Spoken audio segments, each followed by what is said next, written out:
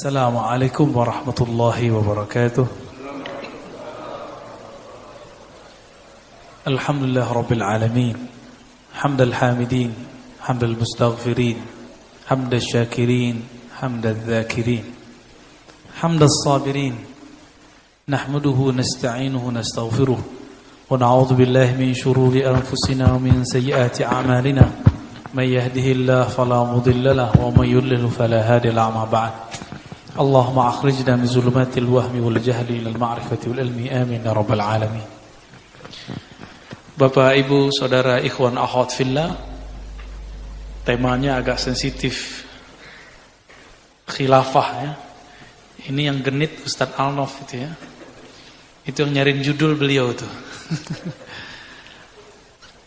Al-khilafah ya. Fi nazarati sunnah an-nabawiyah. Kira-kira begitu. Khilafah menurut sunnah Nabi sallallahu alaihi wasallam. Sebelum masuk ke sunnah, kita coba lihat di dalam Al-Quran. Karena hari ini khilafah itu dibahas oleh orang-orang pergerakan, baik pergerakan anak muda ataupun yang sudah tua. Baik gerakan-gerakan tradisional ataupun modern, semuanya menginginkan khilafah. Namun beda-beda penerjemahan. Khilafah Hizbut Tahrir sudah beda konsepnya dengan khilafah Ikhwanul Muslimin. Khilafah Jamaah Tabligh sudah beda konsepnya dengan HT, Hizbut Tahrir. Lalu khilafah yang mana yang kita bahas ini? Nah, kita coba lihat. Kita kembali ke sunnah Nabi, kita kembali ke Al-Quran. Kata khilafah itu dari kata khalafa, yakhlufu. Bisa khalafan atau khilafatan ya. Artinya adalah pergantian. Jadi khalifah berarti pengganti ya. Maka kalau disebut khalifah artinya orang yang menggantikan pemimpin sebelumnya.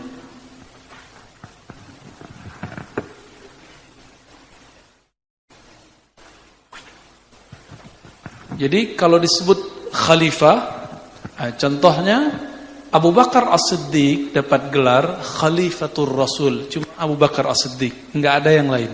Apa arti Khalifatur Rasul? Pengganti Rasulullah sallallahu alaihi wasallam.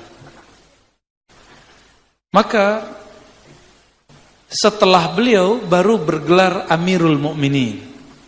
Amir, pemimpin mukminin, orang beriman. Jadi yang dapat gelar Khalifatul Rasul cuma Abu Bakar As-Siddiq.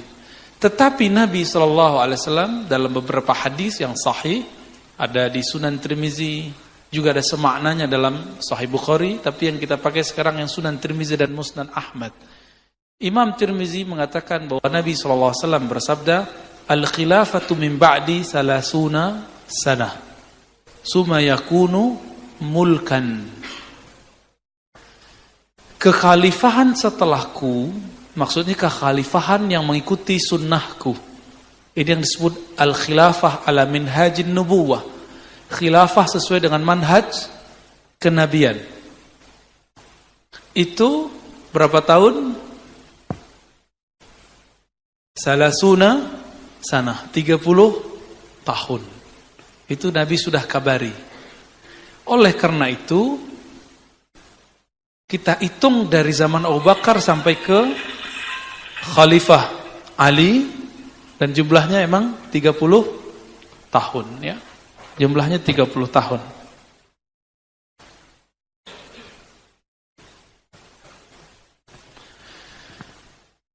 Ini yang disebut tanabbu. Apa arti tanabbu? Ramalan Rasulullah sallallahu alaihi wasallam. Tsumma yakunu mulkan. Lalu kembali kepada sistem mulk. Apa arti mulk? Bukan kembali juga, berubah menjadi mulk, kerajaan. Orang Arab tidak mengenal sistem kerajaan. Sistem kerajaan diadopsi dari Romawi dan Persia. Berarti kerajaan itu tidaklah sebenar-benarnya disebut kekhalifahan. Maka Bapak Saudara makan Allah, ikhwan akhwat fillah. Yang disebut kekhalifahan itu berhenti di Ali bin Abi Thalib. Jadi khilafah Bani Abbasiyah, kalau khilafah Bani Umayyah sebelumnya, dan khilafah Turki Utsmani itu bukanlah khilafah yang Nabi maksud. Jadi kalau orang mengatakan, ayo kita kembali ke masa kejayaan Turki Utsmani, saya katakan tidak, bukan khilafah itu yang kita mau. Khilafah Turki Utsmani itu monarki. Dari ayah turun ke anak atau turun ke putra mahkota. Putra mahkota bisa saudaranya, bisa ponakannya, bisa pamannya. Arti monarki itu kekuasaan yang dikuasai oleh sekelompok keluarga. Jadi itu tidak Islami. Namun, apakah ada pemerintahan Islami?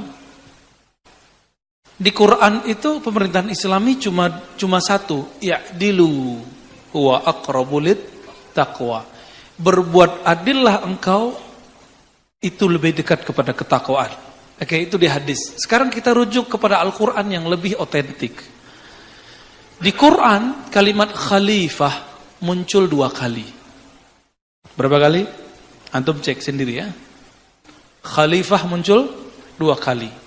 Yang paling dihafal orang, Allah berfirman kepada para malaikat, wa iz qala rabbuka lil malaikati inni ja'ilun fil ardi khalifah. Ketika Rabbmu berkata kepada para malaikat, sesungguhnya aku Allah ja'il, menjadikan di muka bumi ini khalifah.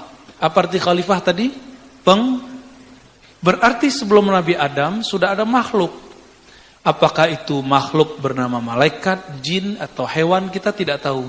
Sampai dulu guru saya, Maulana Hasan Basri Jalil, gelarnya Datuk Sati, itu di Piladang Payakumbuh. Itu canggih sekali cara berpikirnya. Kami belum berani ngomong begitu, beliau sudah ngomong, jangan-jangan ikan lebih tua daripada Adam.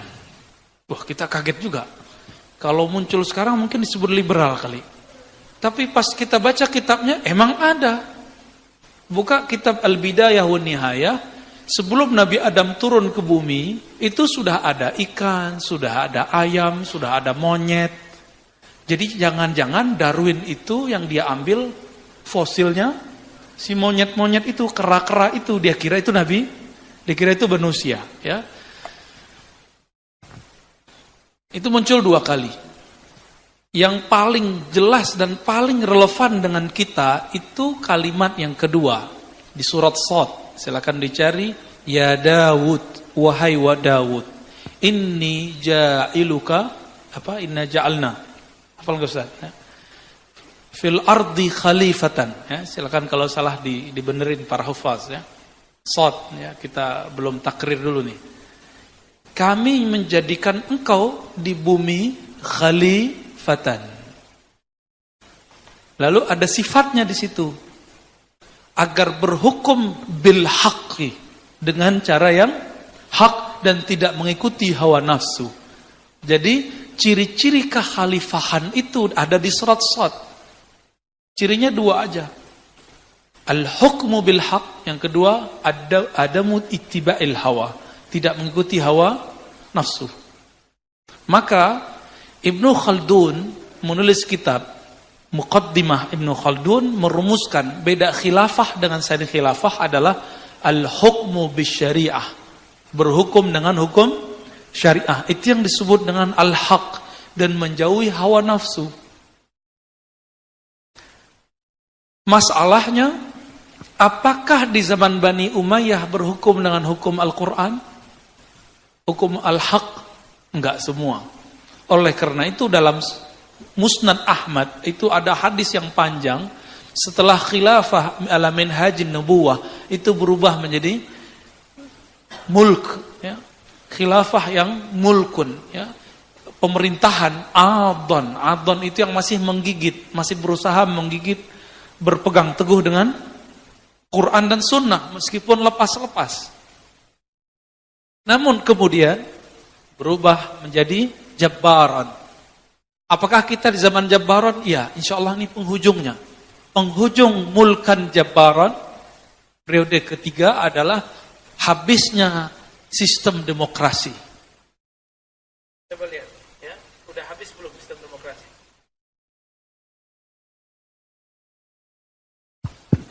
Ya, sistem demokrasi. Ya, tadi kita salah sebut kali ya. Habisnya sistem monarki. Habisnya sistem, karena monarki itu yang Nabi katakan, summa yakunu mulkan. Lalu setelah khilafah terjadilah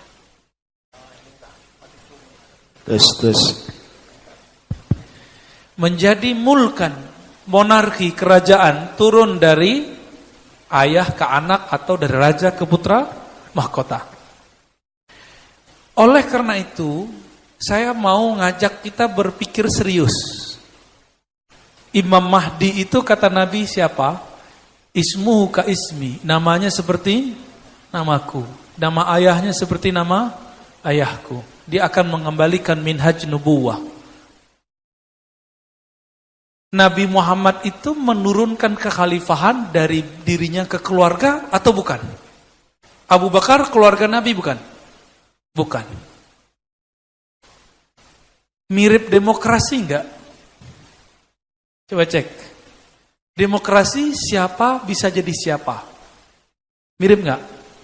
Maka jangan-jangan khilafah masa depan itu sistemnya demokrasi. Karena khilafah pernah menjadi sistem monarki, yang belum pernah sistem demokrasi. Jadi, saudara yang melakukan Allah, kita selama ini mengira, oh demokrasi dari Yunani. Monarki juga dari Romawi. Sistem Turki Utsmani itu dari Romawi. Sistem yang ada di Bani Umayyah dan Abbasiyah itu sistem Yunani dan Persia. Diadopsi oleh pemerintahan-pemerintahan di zaman itu. Itu yang kita sebut khilafah. Maka tanda khilafah Jabbaron itu akan berakhir. Jabbaron artinya apa? Jabbar, Jabrun. Apa arti Jabrun? Orang yang memerintah sesuka hatinya, merubah sesuka dirinya.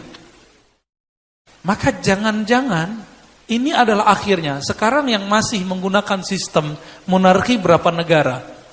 Saudi. Ya. Yang gak ada Perdana Menterinya. Kalau ada kerajaan udah pakai Perdana Menteri, itu sudah berakhir monarkinya. Walaupun masih ada raja simbolis. Mana? Yang murni, rajanya plus kepala negara, plus kepala pemerintahan.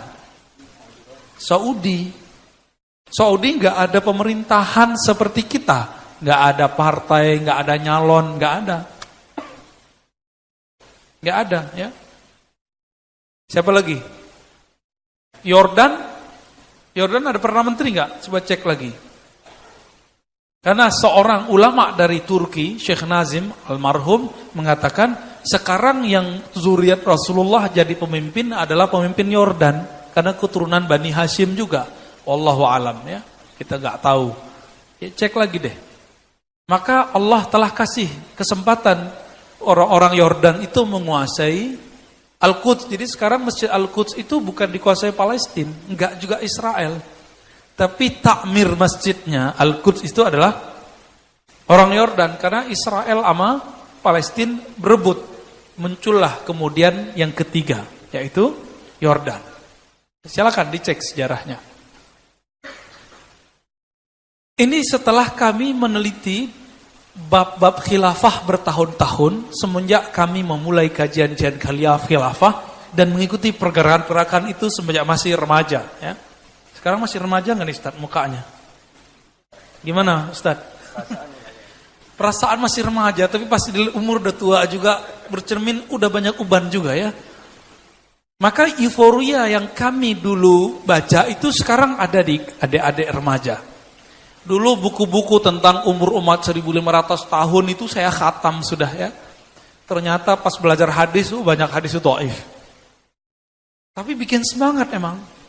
Dulu belum ada YouTube, ya. Akhirnya kita baca buku berjam-jam, diulang lagi sampai 5 kali khatam, hafal isi bukunya.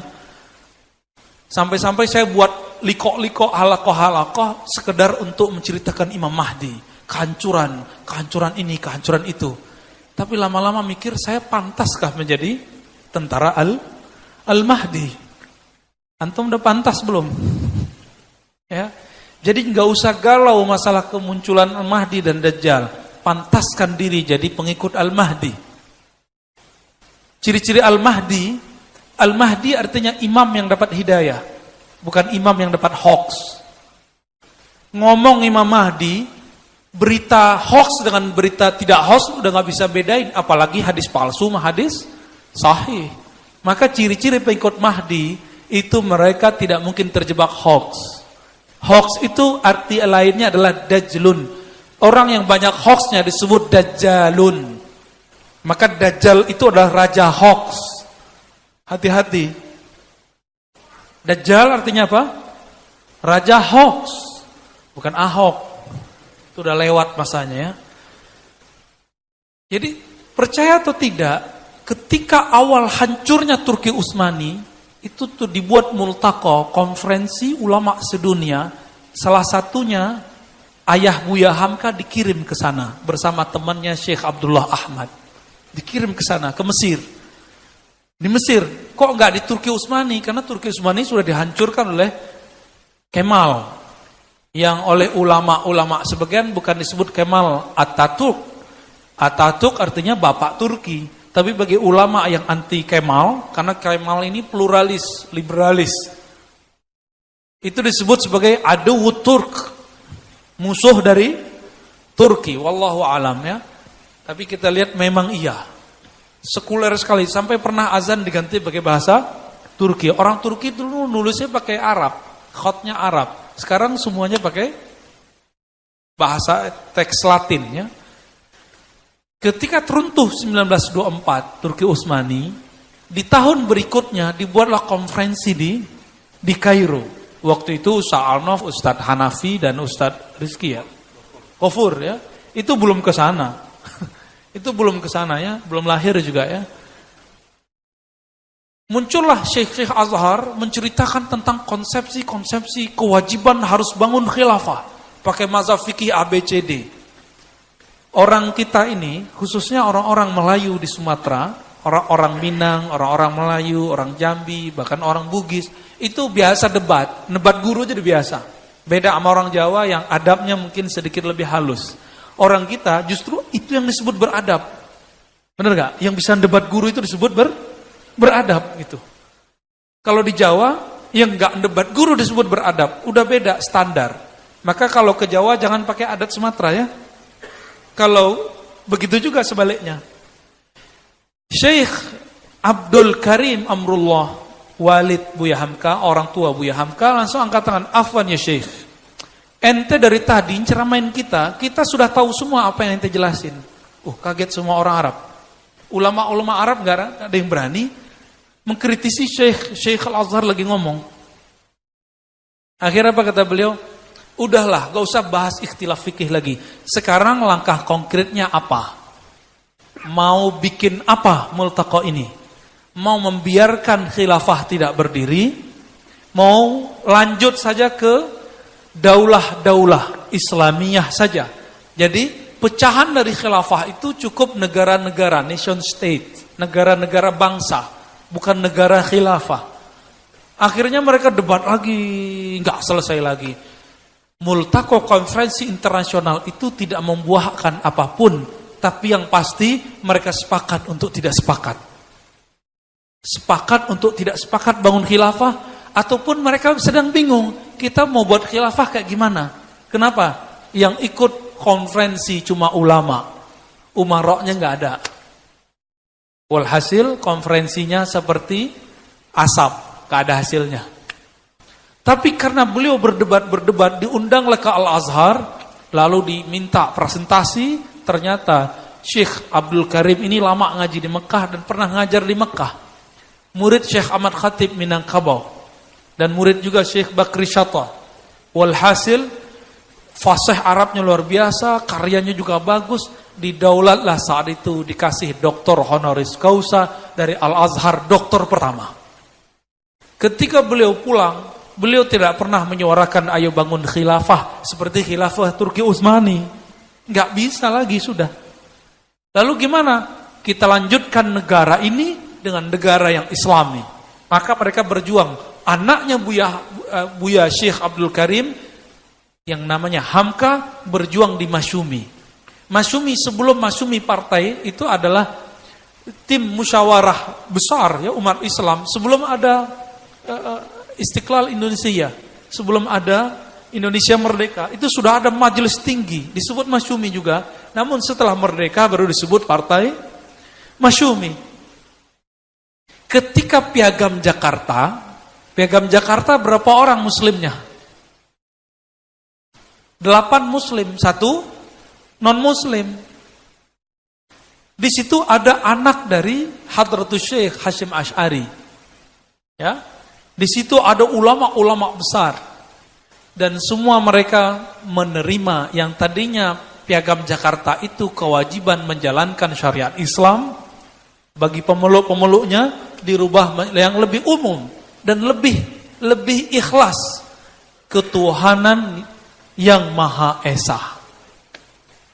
Kenapa diganti seperti itu?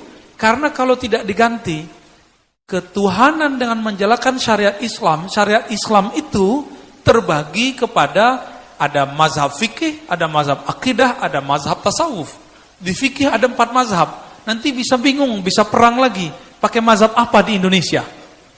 Maka dibuat lebih umum, ketuhanan yang Maha Esa. Maka Bapak saudarakan Allah, kita sebagai orang Islam perlu menyadari sejarah ini. Ini sejarah, kita tanya guru-guru kita, ternyata mereka mengatakan, hazihi hadiyatuna li ummah al-Indonesia, lira'iyah Indonesia. Ini adalah hadiah guru-guru kita, orang-orang ulama-ulama besar untuk orang Indonesia. Diganti kalimat pertama itu menjadi ketuhanan yang Maha Esa. Sama enggak dengan Qul Huwallahu Ahad? Mirip? Sama enggak? Sama sebenarnya. Cuma nanti, ya itulah, diperdebatkan penafsirannya. Bapak saramakan Allah, kembali kepada khilafah. Jadi kehancuran khilafah yang Jabbaron tahun berapa? 1924. Tapi kemudian bertahan monarki-monarki itu dalam negara-negara monarki. Itulah cara Allah sekarang menjaga Mekah. Mekah itu monarki enggak? Ya, pusatnya di mana? Monarkinya mereka. Riyadh. Ya, sistemnya sudah sistem monarki. Dari ayah, siapa sekarang? Salman, dia sudah angkat putra mahkota, siapa? Muhammad Salman. Dulu dipuja-puja, cuma karena beda sama pergerakan Islam yang ono, kemudian dihujat-hujat Muhammad bin Salman. Hati-hati, belum tentu dia seperti yang kita bayangkan. Jadi orang-orang yang kita puji hari ini belum tentu terpuji, orang-orang yang kita caci esok hari belum tentu mereka tercelah, belum tentu. Maka saya paling susah menerima kabar berita. Susah sekali percaya. Jangankan itu, hadis pun kalau belum saya teliti saya nggak percaya. Apalagi kabar burung. Bapak sallallahu alaihi fillah. Jadi ketika Nabi mengatakan al-khilafatu min ba'di 30 sana. Kekhalifahan setelahku cuma 30 tahun. Itu kabar gembiranya. Tapi kabar kurang gembiranya apa? Setelah itu kembali menjadi monarki. Monarki ini dibagi 2 dalam hadis Imam Ahmad. Monarki yang masih megang syariat, yang kedua monarki yang jabbaran otoriter. Dan zaman itu sekarang sudah mulai berkurang. Bapak Ibu yang melakukan Allah, meskipun saya tidak nyoblos presiden yang baru dilantik ini, karena saya nggak ada urusan sama dia, ya. Tapi saya kemana-mana ceramah gak pernah ditangkap. Artinya siapapun presiden di Indonesia itu sudah gak otoriter amat. Maka Indonesia sudah siap untuk menyambut Imam Mahdi. Itu maksudnya. Tapi negeri-negeri yang masih monarki itu belum siap. Maka nanti ciri-ciri Imam Mahdi akan datang. Negara-negara Islam di dunia akan hilang semua monarkinya. Kenapa? Nabi SAW mengatakan akan muncul khilafah ala minhajin nubuwah yang tidak monarki lagi. Tapi sayang sekali, ini kabar kurang sedapnya. Itu cuma 7 sanawat, itu cuma 7 tahun. Jadi Imam Mahdi nanti berkuasa cuma 7 tahun. Itu sedihnya. Namun jangan sedih dulu ya. Antum sampai ke zaman itu juga belum tentu ya. Jangan sedih dulu lah ya. Dan hadis-hadis ini rata-rata hasan. Namun tidak ada hadis yang sahih yang menyebutkan bahwa tanggal berapa, tahun berapa. Oleh karena itu, semua hadis yang mengatakan tahun 1441, 1000 berapa, itu semua hadisnya dhaif, palsu. Enggak ada. Ya. Kita enggak usah percaya itu. Nah, ini yang harus ditegaskan, ya. Maka enggak usah galau masalah Imam Mahdi. Kembali ke Nabi sallallahu alaihi wasallam. Nabi mengatakan apa tadi? Kekhalifahan setelahku 30 tahun. Kita cek. Sistem kekhalifahan di zaman Nabi, bukan di zaman Nabi, di zaman khalifah yang 30 tahun itu apa saja? Kita cek. Abu Bakar As-Siddiq dipilih langsung bukan? Dipilih langsung bukan? Dipilih langsung, itu adalah demokrasi pertama dalam Islam. Lebih demokratis daripada Yunani. Maka jika sekarang kita milih langsung, kita bukanlah meniru orang-orang Yunani. Kita sedang menghidupkan kembali kejayaan politik di zaman Abu Bakar As-Siddiq. Milih langsung. Dengan teknologi sekarang itu sangat mungkin. Sangat mungkin. Dulu langsung aja, langsung. Aku baiat engkau wahai Abu Bakar, langsung semuanya. Dan itu lebih dahsyat daripada nyoblos. Karena nyoblos masih bisa curang katanya ya. Wallahu alam. Karena sudah disidang. Oke lah, kalau sudah disidang kita serahkan kepada Allah. Kita serahkan kepada Allah. Kalau mereka emang bohong, Allah hisab. Kalau enggak, kita korban hoax. Antum yang mana? Nah, maka ya sudah, kita move on aja ya. Kita tinggalkan persoalan itu. Abu Bakar wafat, Umar dipilih, sistem pemerintahan untuk pemilihannya apa? Sistem pemilihannya. Abu Bakar wafat, apa kata Abu Bakar? Kalau aku meninggal, maka Umar yang naik. Itu sistem apaan tuh? Ada nggak di monarki? Nggak ada. Ada nggak di demokrasi? Nggak ada. Ini namanya wasiat. Wasiat. Kalau monarki pakai putra mahkota, nggak pakai wasiat. Oke? Itu udah 2 sistem. Udah 2 sistem khilafah.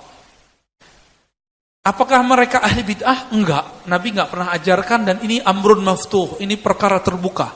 Yang ketiga, Umar sebelum wafat, beliau sudah kumpulkan orang-orang Arab sekitar Mekah, Madinah yang kemudian dipilih perwakilannya. Ada perwakilannya Abdurrahman bin Auf, ada Talha, Zubair, ada Ali, ada Utsman.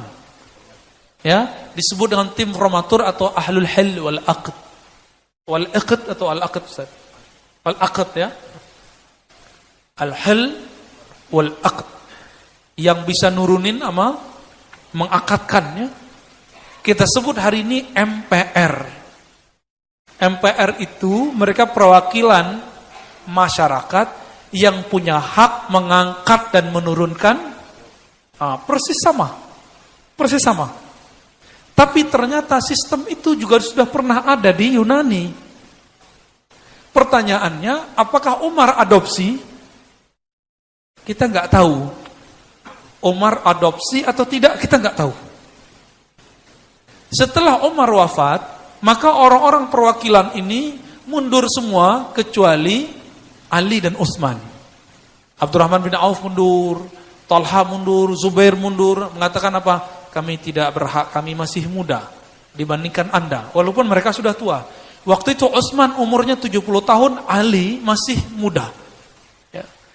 Hasilnya Ali pun kemudian menghormati yang tua. Siapa? Utsman, karena Utsman pernah menikahi 2 putri Nabi, sedangkan Ali hanya menikahi 1 putri Nabi. Jadi lebih mulia mana tuh? Wallahu alam. Nanti debat lagi ya. Akhirnya Utsman jadi khalifah. Inilah mulai fitnah pertama dalam Islam. Ketika Utsman memerintah, Utsman ini kan orangnya lembut dan banyak inovasi. Inovasi kita sebut bid'ah. Tapi bid'ah kan kita sudah bahas, tidak semua bid'ah itu Sesat. Dia buat azan 2 kali, dia pugar masjid, dia kumpulkan Quran, disalinlah Quran. Para nabi tidak pernah melakukan itu. Tapi tidak ada yang berani mengatakan, "Hei Utsman, ente ahli bid'ah." Enggak ada yang berani. Enggak ada yang berani. Akhirnya Utsman mengirim anak Abu Bakar, Muhammad bin Abu Bakar, untuk menjadi gubernur di Mesir. Tapi di tengah perjalanan tiba-tiba ada penyusup. Utsman habis kehilangan stempel yang ada di cincinnya. Dibuat stempel baru. Stempel yang itu adalah stempel kenabian. Dari Nabi turun ke Abu Bakar, Abu Bakar ke Utsman. Utsman hilang. Lalu dibuatlah stempel baru. Ketika Muhammad bin Abu Bakar di perjalanan bawa pasukan beberapa orang, tiba-tiba datang orang ini bawa stempel. Stempel yang hilang itu. Jadi ada yang nyuri. Apa kata si orang ini? "Hei Muhammad bin Abu Bakar, kamu dibatalkan jadi gubernur. Pulang." Pulanglah. Muhammad bin Abu Bakar terima. Tapi pengikutnya tidak terima. Nah, kadang-kadang emang yang merusak imam itu pengikutnya. Yang merusak ustadz itu orang kiri kanan sampingnya. Kadang-kadang begitu. Coba aja antum melihat. Muhammad bin Abu Bakar dikompori. Masa kamu sudah diangkat? Kamu kan anak khalifah pertama.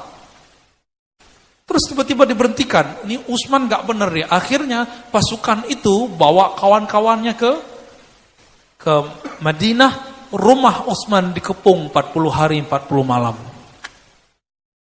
Di hari ke-40 Utsman bermimpi ketemu Nabi ingin menjemputnya. Diceritakan ke Abu Hurairah. Dan ternyata kata Abu Hurairah, hari itu adalah hari wafatnya Utsman setelah ditusuk berkali-kali, dikeluarkan isi ususnya, dan Utsman masih bisa hidup, masih bisa baca Quran. Qurannya masih ada bercak darahnya. Itu Quran cuma disalin dulu 6 eksemplar, 6 buah. Sekarang Quran kita udah di mana-mana ya, bahkan ada di Android.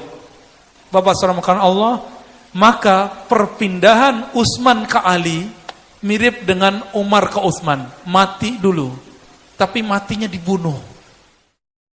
Umar dibunuh, Utsman dibunuh. Saya tanya, pembunuhan khalifah itu bagian dari ajaran khilafah enggak? Enggak kan? Enggak masuk. Itu enggak masuk. Jadi biar kita ganti khalifah, bunuh dulu dia, enggak masuk. Ya? Maka dulu ada Syekh Ali Abdul Razik. Itu dia enggak mau kembali ke kekhalifahan. Karena mengatakan apa? Jangankan kalian, sahabat Nabi pun berdarah-darah ketika mempertahankan kekhalifahan. Akhirnya beliau dicopot dari gelar keulamaannya. Karena enggak mau kembali kepada kekhalifahan. Ya. Akhirnya Utsman wafat, yang tersisa dari Ahlul Halli wal Aqdi siapa? Ali bin Abi Thalib. Maka Talha Zubair yang merupakan pengikut Utsman langsung baiat. Tapi sedihnya, itu Utsman dibunuh kapan? Utsman dibunuh di musim haji bulan Zulhijjah.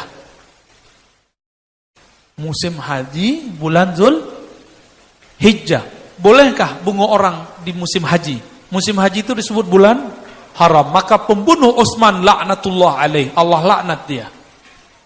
Ya, dalam kitab-kitab ditulis laknatullah alaih ya. Saya jarang-jarang menggunakan kalimat ini ya. Seram juga kalimat laknat itu, kalau merinding juga ya. Telinga kita agak aneh rasanya dengar. Tapi begitu ulama-ulama menulis, Ibnu Katsir menulis laknatullah alaih. Akhirnya Talha Zubair mengejar kudanya supaya cepat sampai ke Mekah. Ternyata temannya Utsman dalam pemerintahan yang menjadi, kalau kita sekarang Dewan Pertimbangan Presidennya adalah Sayyidatuna Aisyah. Talha Zubair, Utsman itu satu kelompok, satu fraksi. Dia kejar, ingin melaporkan bahwa Utsman sudah wafat dan sekarang yang naik adalah Ali bin Abi Thalib. Dan yang sedang haji umrah itu semuanya gubernur-gubernur yang diangkat oleh Utsman dan Umar sebelumnya, kecuali 2 gubernur. Gubernur Damaskus, Muawiyah, dan gubernur Basrah, yaitu Abu Musa al-Ash'ari.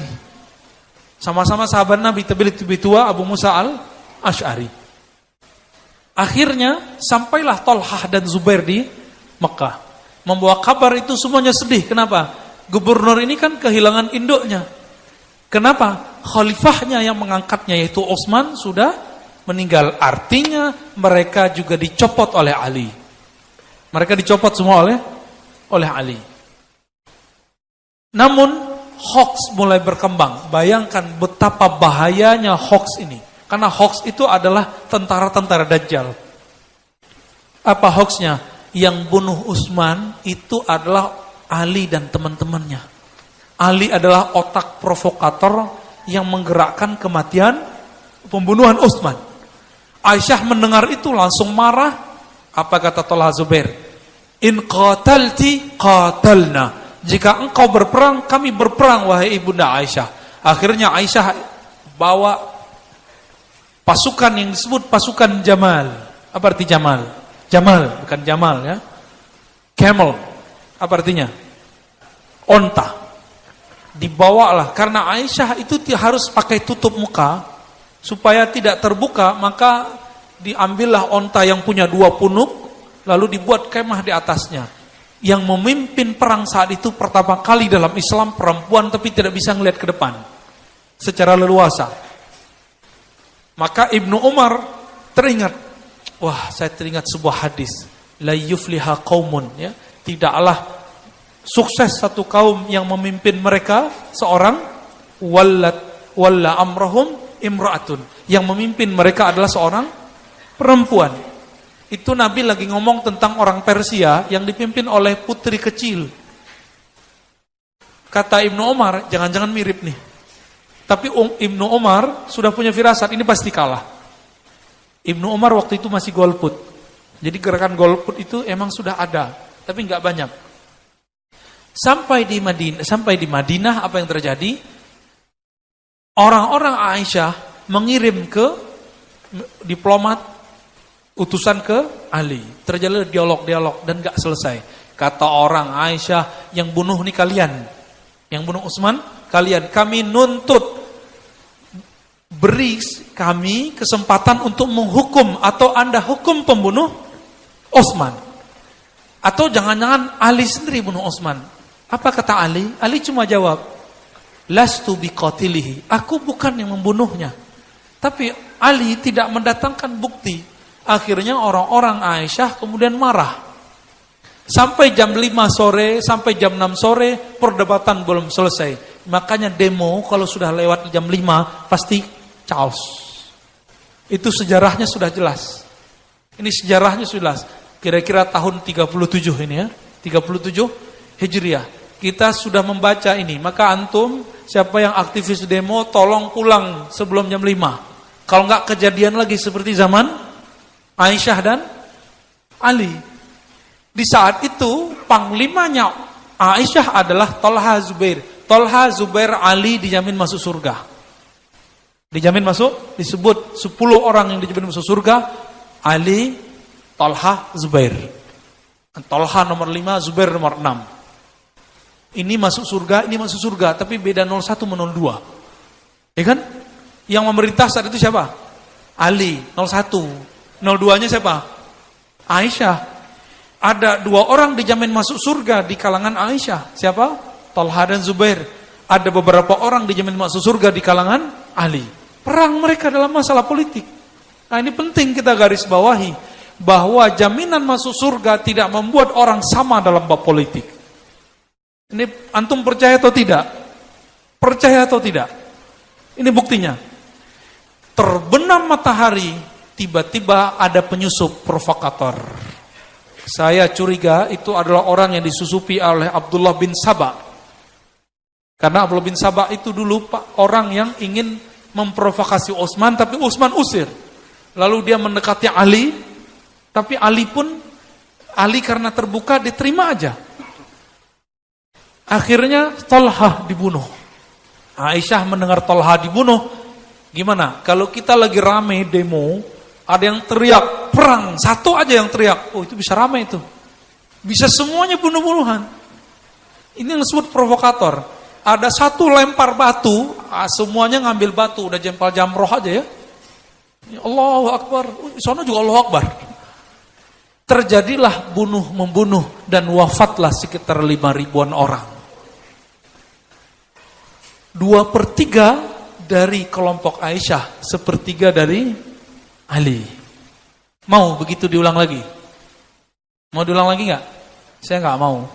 Ya, maka kita tidak menfatwakan, kita ngikut ulama kita ya. Kita tidak memfatwakan demo itu haram, tapi kita memfatwakan anarkis haram. Sepakat? Nggak perlu masuk ke MUI yang itu ya. Semua kita udah tahu. Dan adik-adik yang suka demo, bapak-bapak yang masih hobi demo, jam 5 sore pulang. Kenapa? Sejarah jangan diulang. Sejarah jangan diulang. Akhirnya Aisyah kalah. Ali kemudian disebutkan dalam sejarah yang sahih mengatakan kepada istri Nabi, "Wahai ibunda Aisyah, sudahlah, kita cukupkan perang. Sudah banyak yang mati. Aku antar engkau ke tempat." Akhir dikawal oleh banyak orang ke rumah Aisyah. Semenjak saat itu Aisyah kemudian lebih banyak diam dalam masalah politik. Tapi ternyata Aisyah punya konflik lama dengan Ali. Antum pernah dengar hadisul ifki? Hadis mengenai Aisyah dituduh berselingkuh. Pernah? Lalu Ali mengatakan ke Nabi, Aisyah di kamar. Apa kata Ali? Ya Rasulullah, talikha. Udahlah ya Rasulullah, talak saja Aisyah. Kan banyak cewek-cewek di Madinah. Banyak aww di Madinah. Apa kata Nabi? Nabi diam. Nabi nunggu wahyu. Aisyah dengar. Nah, ini kalau istri-istri antum itu dengar ya. Ada tiba-tiba orang ngomong, tat, mas, itu talak aja istrimu. Istri antum dengar tuh orang yang ngomong, pasti dia benci sama orang itu. Atau minimal ada luka. Jadi Aisyah punya luka terhadap Ali. Tapi bukan kebencian iman, cuma keemosional sebagai seorang perempuan. Maka tidak benar orang Syiah mengatakan, man abghadha aliyan fahuwa munafik. Siapa yang membenci Ali munafik. Itu benci karena Allah. Benci iman, bukan benci emosional yang itu, nggak masuk. Ya, saya pernah debat sama orang Syiah dalam bab ini. Insya Allah besok pagi kita bahas ya tentang Syiah. Maka kemudian selesai masalah itu, Ali berangkat ke Irak, pergi ke Siffin, di situ mau berperang dengan Muawiyah, orang yang setia kepada Utsman, yang masih percaya dengan kabar burung bahwa Ali lah pembunuh Utsman. Hoax lagi nggak? Jadi sahabat Nabi dijamin masuk surga aja kena hoax. Apalagi yang muka-mukanya belum tentu masuk surga ini ya. Itu WA-nya isinya hoax ya. Sampai berkokok itu hoaxnya. Jadi mereka pun kena hoax. Apa kata Muawiyah? Ali pembunuh berdarah dingin. Apa kata Ali? Muawiyah pembelot. Udah nggak ketemu. Peranglah mereka di Siffin. Akhirnya kalah Muawiyah, tapi Muawiyah nggak mau kalah. Dia angkatlah mushaf. Dia ingat bahwa Ali itu paling takut dengan simbol. Takut dengan simbol Quran, simbol-simbol la ilaha illallah, takut. Akhirnya Ali mengajak, ayo kita damai, kita diplomasi. Dibuatlah namanya tahkim. Diutus dari Ali, diutus dari Muawiyah. Kalahlah Ali, pendek ceritanya begitu. Maka muncullah sistem yang berikut. Udah berapa? Tadi pemilihan langsung, wasiat, perwakilan. Terus dari Ali ke Muawiyah, sistemnya apa? Tahkim, arbitrase, diplomasi. Udah berapa sistem? 4 atau 5? Pemilihan langsung, wasiat, perwakilan, diplomasi atau arbitrase. Udah 4. Berarti sudah 4 sistem pemerintahan. Lalu Ali mau turun tapi transisi dulu. Yang memerintah saat itu PLT-nya, pejabat sementaranya adalah Hasan bin Ali. Yang Nabi sudah ramalkan akan yuslih baina ta'ifatain. Yang akan mendamaikan antara kelompok simpatisan Ali dengan simpatisan Muawiyah. Selamat sudah. Berarti sudah berapa? Udah 5. Lalu Muawiyah naik, Muawiyah meninggal, dia angkat sebelumnya putra mahkota siapa? Yazid. Muncullah yang ke-6. Itulah yang disebut pas 40 tahun dari Ali itu berhenti. Pas 40 tahun. Maka Nabi kita mengatakan khilafah yang mengikuti khilafahku 30 tahun, lalu setelahnya kembali menjadi monarki. Sampai 1924 kemarin berhenti monarki. Maka sekarang adalah masa untuk menyongsong kehancuran masa-masa otoriter. Jadi kita siap-siap. Kita siap-siap. Namun jangan galau. Hidupkan sunnah Nabi. Menjadi orang-orang yang mengkaji hadis bersanad, akidah bersanad, fikih bersanad. Insya Allah nanti kita pantas menjadi tentara-tentara Al-Mahdi. Tentara Al-Mahdi itu nggak mesti nanti menghancurkan negara Indonesia ini. Karena nanti, antum coba lihat, khilafah Turki Utsmani itu bukan berarti itu satu negara besar, enggak. Khilafah Turki Utsmani membawahi sekian kerajaan-kerajaan, ada ratusan kerajaan Islam, kecil-kecil, termasuk Samudra Pasai, Malaka, termasuk kerajaan Siak, kerajaan Pargaruyung, sampai ke Jawa sana. Semuanya mengatakan kan kami di bawah Turki Utsmani. Jadi nanti negara-negara kita ini kan sedang proses islamisasi. Gak usah khawatir, kita sudah nikah pakai ala Islam. Iya kan? Apalagi pergi haji, siapa yang jamin? Negara. Kalau di negara lain enggak, haji kita paling murah sedunia, Pak. Paham enggak? Jadi walaupun siapapun presidennya, haji kita paling murah sedunia. Paling murah. Di luar sana, haji itu mahal karena ngurusnya sendiri.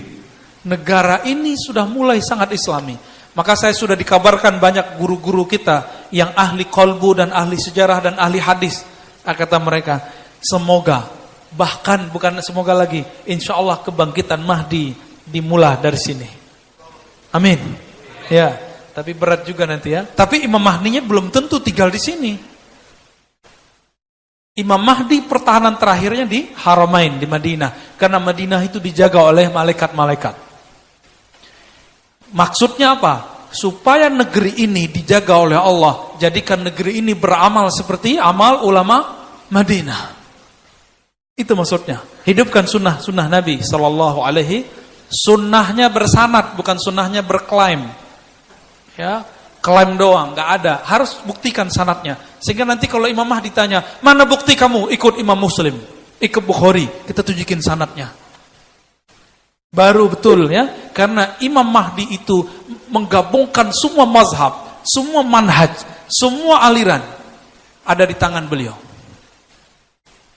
Ada di tangan beliau, ya. Udah panjang sekali ceritanya nih.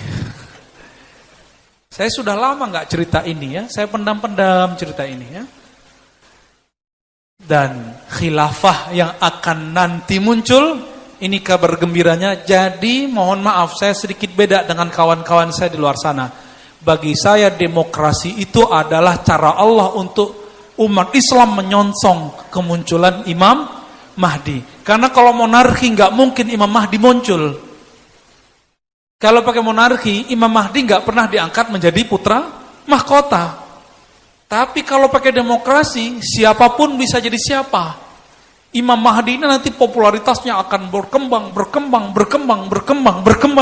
Baru kemudian khilafah ala minhajin nubuwah itu muncul.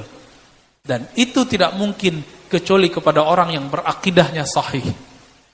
Semoga kita termasuk tentara-tentaranya. Tentaranya Mahdi bukan bawa senjata dan panah dan berkuda saja, tapi juga masalah ekonomi, masalah militer, masalah pendidikan, semuanya. Seperti Rasulullah SAW membangun tentaranya di Madinah. Ada tentaranya yang bergerak di bidang pendidikan, ada yang di bidang penginapan, ada yang di bidang militer, ada yang di bidang kuda, ada yang panah. Di masa Rasulullah betul. Dulu teknologinya cuma pakai panah. Maka pengikut Mahdi nanti harus menguasai juga senjata-senjata modern. Meskipun nanti semuanya hancur kembali ke masa manual. Itu nanti pikirnya. Ya. Namun ingat, jangan untuk gerakan terorisme. Imam Mahdi tidak meridhoi orang-orang pelaku terorisme. Enggak ya. Tapi di Indonesia sudah banyak Imam Mahdi ya. Di Dumai sudah ada satu tuh, udah wafat juga ya. Udah jadi Imam Mahdi bentar lagi ya. Enggak nyampe 7 tahun jadi imam dia. Berarti enggak cocok dengan hadis itu. Baik.